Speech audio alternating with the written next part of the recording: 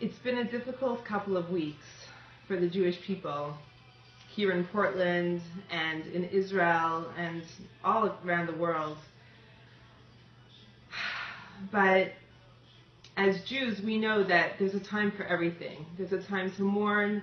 There's a time to celebrate.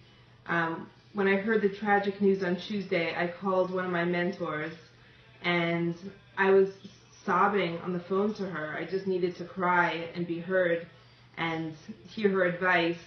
And after we spoke about the tragedy, she said, "By the way, Eve, I just had 2 new grandchildren." And I said, "Mazel tov." And I was so excited. And in the same sentence, we could be celebrating and mourning. And that's what it is to be a Jew. It's an incredible thing, like just to be in the moment, whatever it is, and ask, how am I supposed to serve you right now? What do you want from me right now? So right now, it is Thursday night, and I've been walking around the city in a haze, trying to make sense of everything that's transpired over the last couple days. And whether I like it or not, it's time to get ready for Shabbos. And it might take a little bit extra strength this week because I might not be feeling it.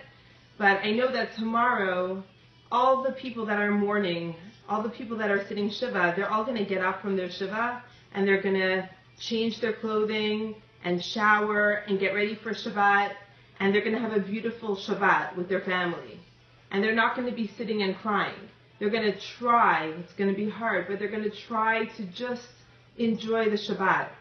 And it's a real challenge sometimes, but we do what we need to do at every given moment. So I'm going to share a quick and easy recipe with you guys. The last recipe I shared was a really big hit. It got like nearly 5,000 views in less than 2 weeks. So we'll see if this recipe goes just as far. I'm going to teach you guys a potato kugel recipe. And this is like very authentic, chasidishe. It's like the most Heimish potato kugel you will ever taste in your life. A good friend of mine, Tapuchi, she taught me how to make this, and my potato kugels have never been the same. So I'm going to start very easy. I'm going to put all the wet ingredients into this bowl so that it's all ready. Because once the potatoes and the onions are chopped up, they could turn brown real quick. So I'll just put everything in here, getting it ready. So that was 6 eggs. This is 4 tablespoons of sugar, 2 tablespoons of salt, 1 cup of oil,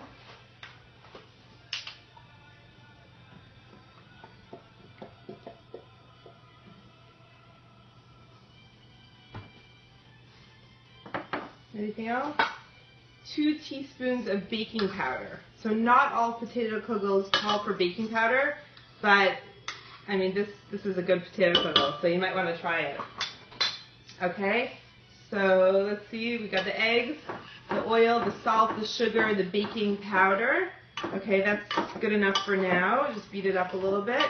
I'm going to put this aside, and now I will start with the potatoes.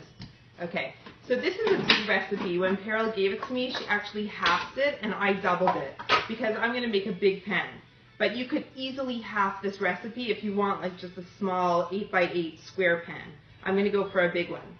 So this recipe calls for 8 large potatoes. So I already cut them up so that they'll fit in the food processor. Okay.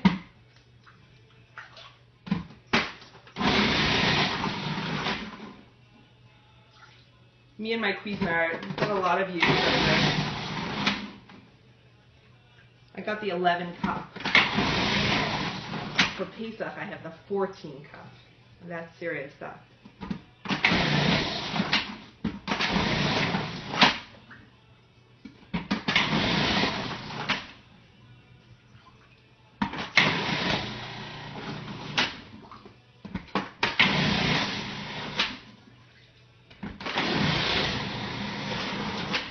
Nearly there.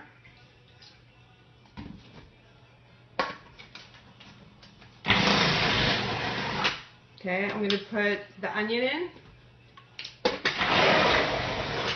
Looks like it's really full.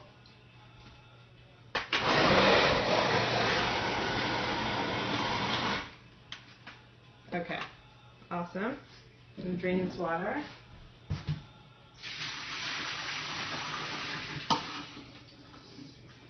Okay, now another secret ingredient that I came up with on my own is to add zucchini to a potato kugel. I think it gives it a really good texture, kind of makes it a little bit like, I don't know, like mushy. And yeah, so that's an addition. That's not from Peril, that's my own little addition. I always stick in like a zucchini or two. So you could try that. So I never knew to do this, but basically Peril taught me to grate the potatoes, like you see how they're grated, okay? You grate them and then you change the blade and you puree them with this blade. Okay, let me just do the zucchini real quick.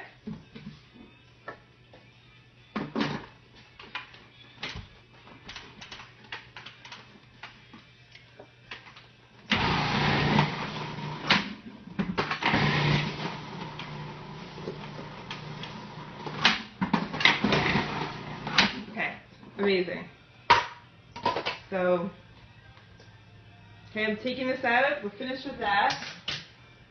I'm going to put everything into the bowl. Change the blade